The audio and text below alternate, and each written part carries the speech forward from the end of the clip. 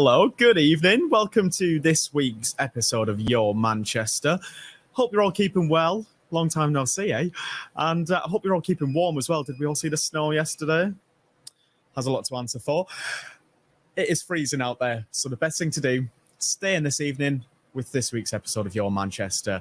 And coming up tonight, I'm chatting with the guys over at 53.2 and also down at home as well about their festive celebrations. I have got an interview with a 90s legend. That's Jason Phats of Phats and Small. Plus as well, we all love a bit of RuPaul's Drag Race, don't we? I'm still petitioning for Belinda to get on there. But I've been chatting with Cheryl Hall and also with Victoria Scone about their new production, which is called Death Drop. So really looking forward to that too. Loads coming up on tonight's show. Stay right where you are.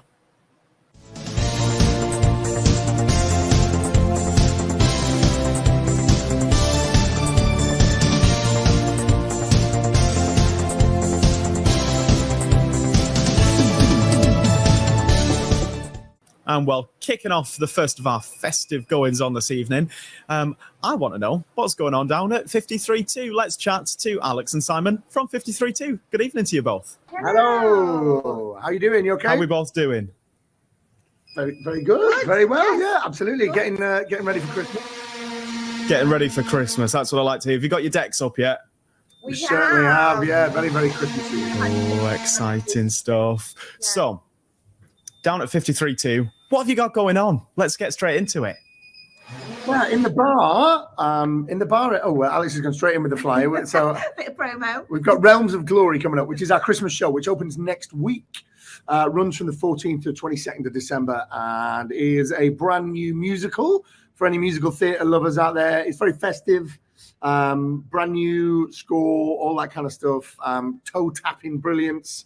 And it tells a story of Lizzie, who is in the Blitz in World War One. That sounds quite bleak.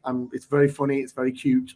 And she gets caught and has to take shelter on her way home from working in the munitions factory, and shares her story of growing up with the audience. And we meet different people in her life, and it's all very lovely, and it should set you up perfectly for Christmas.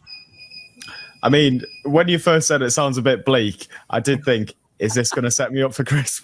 Yeah, she gets bombed. It's lovely. It's very nice. Love that. It sounds very festive. Yeah. But I love a musical, though. I love a musical. Yeah, we've got it's all really lovely. We've got a great team. Imaginality we've teamed up with. It's going to be a nice, lovely set. There may be a little bit of snow. There's live accompaniments and stuff like that. So we're looking forward to it. It's going to be good, I think. It's going to be good. And for anybody that's not been to 53.2 before, you're in a very unique venue, aren't you? You're literally in some railway arches. What can you tell us about the venue itself?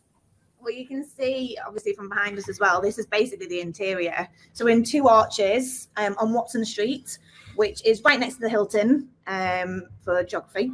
And we've got two big arches that used to be the railway arches, and one of them's the bar and one of them's the theatre.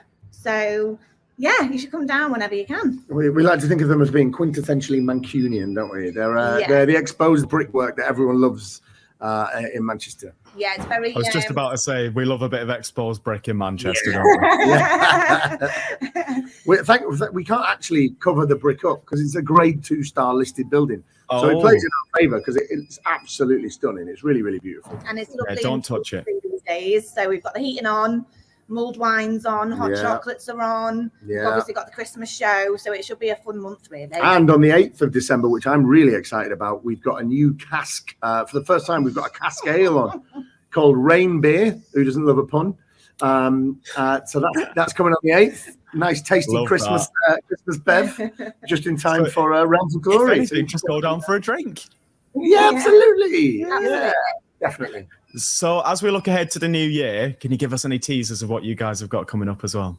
This year we saw our first in-house production, and we are hoping to bring another one next year. Yeah, we've had a really great chat with a fantastic writer. We're keeping things a little under wraps, but we've got brand new, and again, all we do here is new writing. We're one of only 2 venues in the north that do solely new writing.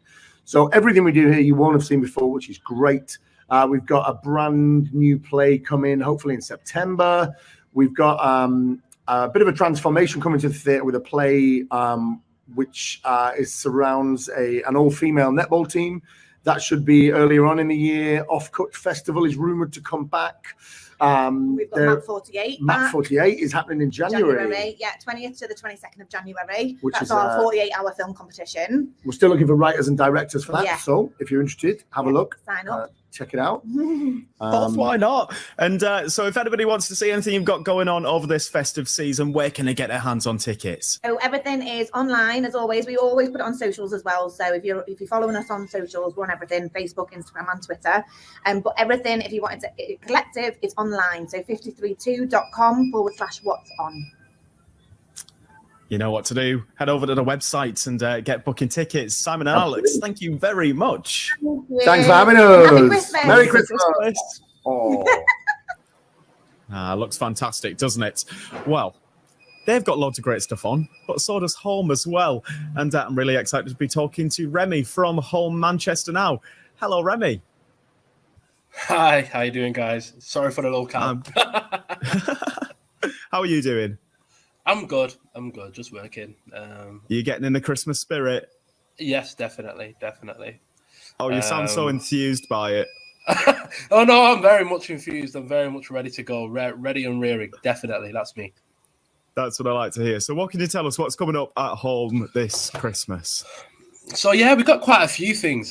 So one of the things that's coming up very, very soon is going to be, there is a Rangtang in My Bedroom and Other Stories by Little Angel. And that's starting on the 9th, so this Friday until the 23rd of December. And it's mainly for young people between the ages of 5 and 11 years old. And it's basically, trying to inspire them to change the world and, also just trying to inspire them to change their general environment where they're at the moment. So that's the most up-and-coming show that we have. And as I said, that's between the 9th and the 23rd of December. So, yeah, definitely get down to that. And the other one we've got is the Comedy Club, which is presenting Laugh Till You Fart, which is super funny. And that's on the 10th of December. And that's a one-night comedy event profiling like black artists or black comedians from around the UK. So that's looking like a really good one for sure. So I highly recommend doing that as well. And then the other one we've got as well is Bourgeois and Maurice. They've done things at home before, but they're coming back to us. So very happy to see them come back to us for sure. And yeah, it's going to be a great show that. And that's going to be on Friday. Carry on. What were you saying, Remy? Sorry. I was just going to say that's going to be on Friday the 16th until Saturday the 17th of December. And that's a 75-minute play full of just songs, humor, and fantastic outfits. So, yeah, you're going to really enjoy that. So something for all the ages. And as we look ahead to the new year, can you give us a little teaser of what to expect?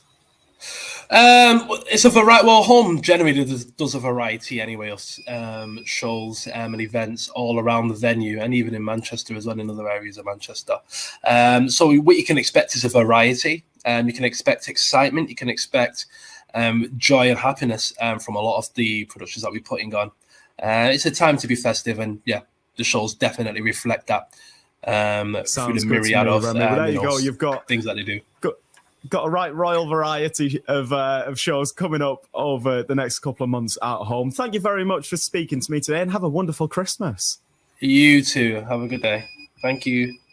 Oh, it's all feeling very festive here on Your Manchester this evening, isn't it? Right, time to head over to our Hayley, where she's chatting about a brand new film. Over to you, Hayley. Hi, I'm Hayley, and I'm just popping in briefly to advise you to go and see the film Spirited. It's a fun musical version of A Christmas Carol, and it stars Ryan Reynolds and Will Ferrell. It's basically about redeeming yourself long term, even if you do fail occasionally. And it's loads of fun, and it will definitely get you into the Christmas spirit. It's recently hit the cinemas over here as well. So, what are you waiting for? That's it from me. I shall catch you next time. And remember, stronger together. Bye. So coming to Manchester next year is a brand new production called Death Drop. And, well, it features quite a lot of familiar drag queens that you may know from RuPaul's Drag Race UK. And, well, earlier this week, I went down to the Ducey Street warehouse to have a chat with them. So, ladies, thank you very much for speaking to us. Victoria, you've been on the show before, and can I just say, it went down a storm. Oh, fabulous. So we have to get you back. Oh, that's good. Let's get you back. Here I am. But we have to talk about this new project, don't we? What can you tell me about, this is now the second Death Drop, isn't it? You take the lead, Oh, go madam. Me, or was that getting to me out my tea? So, contrary to popular belief, you do not have to have seen the first one. Not that. You don't have to have seen the first one to know what's going on, because it's completely different, to be honest with you. There's no similarities. There's no carryovers. But, so the premise of this one is there is some strange goings on at a convent, at the convent of St. Babs. Babs. Windsor? Barbara Streisand. Streisand. Darling. Close. Yeah. Very similar. Could be. Not as iconic. Big hair. And Father Alfie Romeo is sent from the Vatican to discover what is going on at the convent of St. Babs. And Chaos ensues. chaos ensues. That's the convent. There we go. And jump scares. Interesting. Yes. It's scary. It's a It scary sounds night. it. It's scary and very Cheryl saucy. nearly knocked me off my seat then. I mean, it's what I do best. It is actually talent. scary. I think it's high camp, it's high comedy, but it's got all the tropes of classic horror movies that people. references. Yes. Yeah. That you'll be able to go, that movie, that movie. So you're constantly guessing what's next coming in the show. And obviously it's set in a convent. Yes. To me, sounds a bit like an even more camp sister act. It is a bit Sister Act. Yeah. Meets Panto, meets horror films, meets Sound of Music, Yeah. Meets Drag Race. meets Drag Race. Drag Race. Yes. Yeah. American Horror Story. Yeah, American Horror But Story, English. Scream. British. So I've actually come here looking for a bit of advice, to be honest with you. Go for it. Because, not for me personally, but our lead presenter, Belinda Scandal, but she Okay. can't death drop for her life. Any advice for her? Don't look So- after yourself, Go to a Belinda, trampoline Don't do park it. and try it. Change the meaning of death drop. and So drop just- dead. Drop dead. Don't look at me when you say that. Vic has been trying to get with me this entire tour. I can sense the tension between you two. Cheryl wants it. And Is what? Is it going to be a showmance as you're touring around the country? I'm not the Not one that between you Vic. should be worried about. Excuse me. Don't Shut your mouth. So what can you tell me about your characters that you're playing? Don't laugh. Don't set Okay. me off. I'm not the superior, so I'm the Dom. Evidently. She drives the ship. Famously. And I play Sister Mary Berry. Now, I'm not in the kitchen because nobody wants that trauma, but I am the ditzy, stupid schoolgirl that just gets told what to do and I just go along with it. The Dumb Blonde. So it's coming to Manchester. March. March next 23. year. So you've got a bit of a long wait, but you're going all the way around the country. Yes. Obviously, you'll be no strangers to touring around different places and things. What do you love about Manchester the most? The campery. Canal Street. Canal Street. I mean, I think every show that I've ever done in Manchester has been such a great vibe, good times, everybody's fully in it. Sometimes you go to some places, they're very reserved, if you will. But everybody just throws themselves in the deep end, has a swim around, and then gets out and drives themselves off onto the next place. I know how to have a good time in Manchester. I love it. Yeah. Come and see the show. Come see the show. Come see the show. Might see come some and running see- up. When It's in the there's a pre-show break on playlist. stage, we're all running up that. So it's here in March.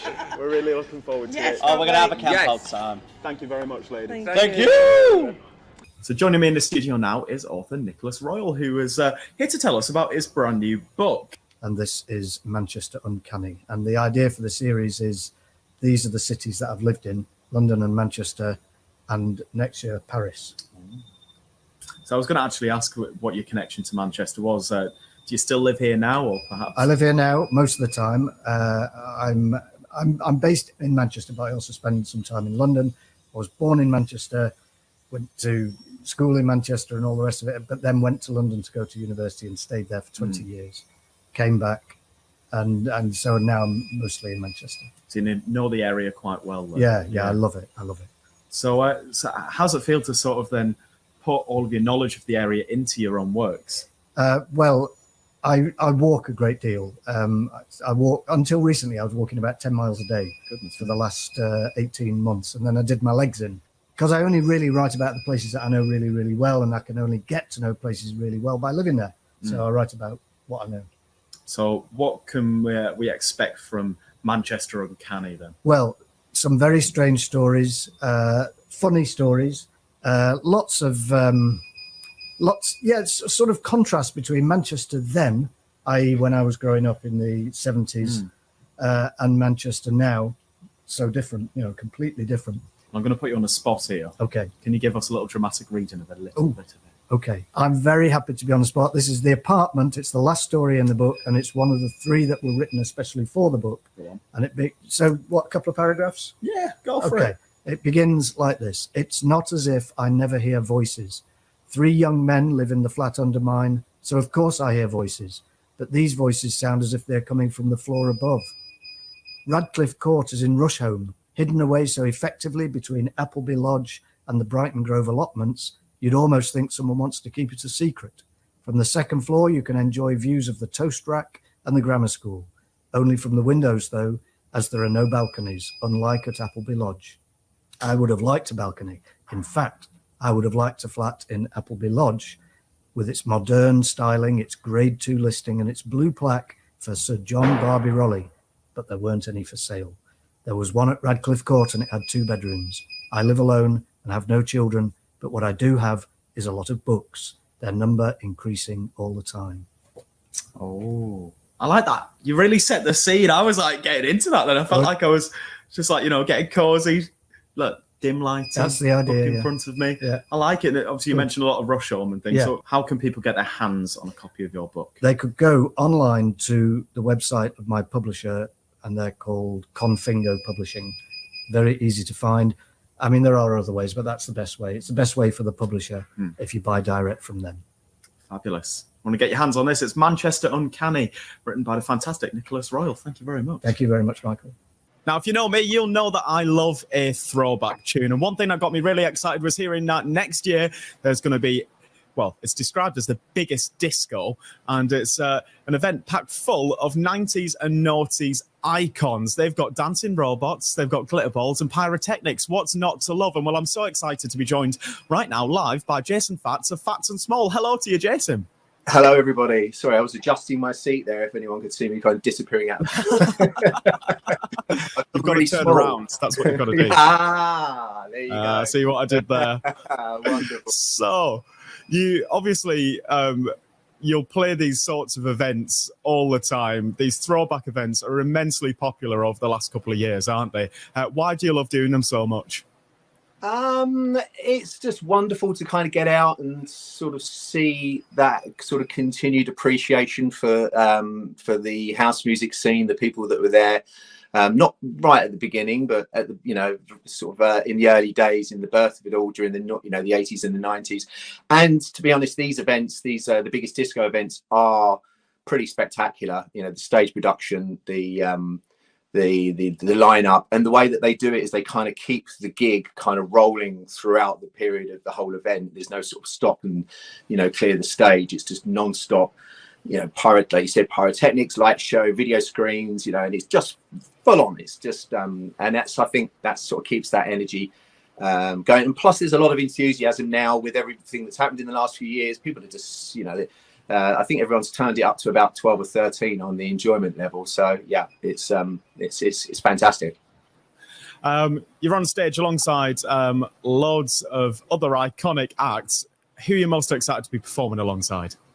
To be honest, everybody, because they've become like a sort of our touring family. Everyone's been out on the road for the last. This kind of started kicking off around 5 to 6 years ago. So we've become close again with all of the acts. So to single out one person, it really is. But they're known as our 90s family. Some of the people, the Urban Cookie Collective and Capella and acts like that, Dario G. I'm not sure whether Dario G is playing, but Entrance. These people have become, really close friends. So yeah, it's a pleasure. And I think the Venga. Did you say the Venga Boys are playing? Venga Boys, yeah. They know how to party. They do, and we that reminds me of, I think it was the TMF Awards or the RSH Awards back in 1999 2000. We spent some party time with the Venga Boys, so yeah, it'll be good to see them as well. I didn't get the chance to see them last time we performed with them, so this time, yeah, it'd be good to see them. It was such a massive music scene at the time, wasn't it? Especially the fact that this was kind of born out of a series of mistakes, really, by people going in the studio wanting to get creative and finding these sort of limited amounts of, limited machines electronically they could use to sort of create this global culture. But I was fortunate enough to kind of follow Carl Cox around in the early years, and acts like Todd Terry, people like that. I was exposed to that music in the sort of mid '80s. So, and I was already into electronic music, but those people, I believe, were sort of the birth of the very thing that we're talking about today. So, and the thing is, it always gets audiences going, isn't it? Is there a particular, like maybe one track that you guys do? Perhaps it's Turn Around that really gets the audiences going. It's kind of a poor answer to a question when you say your own record, but it really is. It's like we play it. The set, I think we're playing for an hour. Our set is entirely made up of our own remixes and edits and stuff. We kind of drop snippets of records in over the top of this set, and I think it's about 90 records in 60 minutes, but they're all just kind of mashed up sort of thing. But Turnaround is played sort of very near the start, and it's that thing that we found. If we were at a festival and people didn't know that we were playing, as soon as they hear this record, gets people going, doesn't it? Yeah, we've seen hordes, thousands of people run over the crest of a hill to come to the stage. We were playing it, so yeah. I mean, it's good that it's good to have the appreciation for the track itself, but then to use it as a sort of draw the crowds in is a wonderful thing. But yes, I love it. I still love it. It's a blessing, and I'm really blessed to have that situation where we ended up with a record that we made in 12 hours that turned out to be I was just about to ask really about how it all came together back in the day. 12 hours, did you say? Yeah, it was there. Basically, there was a remix that we were doing of The Glow of Love. We worked on that, and then when I was clearing up the studio, there was this loop section, which is I think it's the fourth bar of The Glow of Love, which is looped up one bar. And I used to put a loop at the end so that whilst I was clearing up, the music didn't stop and I could just listen to things. And this thing was just looped up and I could just listen to it for hours. And the following day, I was rifling through my sort of a cappella albums and found the Tony Lee Reach Up a cappella, which I hadn't used. And the two just kind of were, a match made in heaven. And we kind of knew that there was some kind of magic there, because that's what you do. You make music and you get goosebumps and you think, I can't wait to play this out at the weekend. But we never expected the reaction that we've had. I mean, it's just gone, I think, double platinum.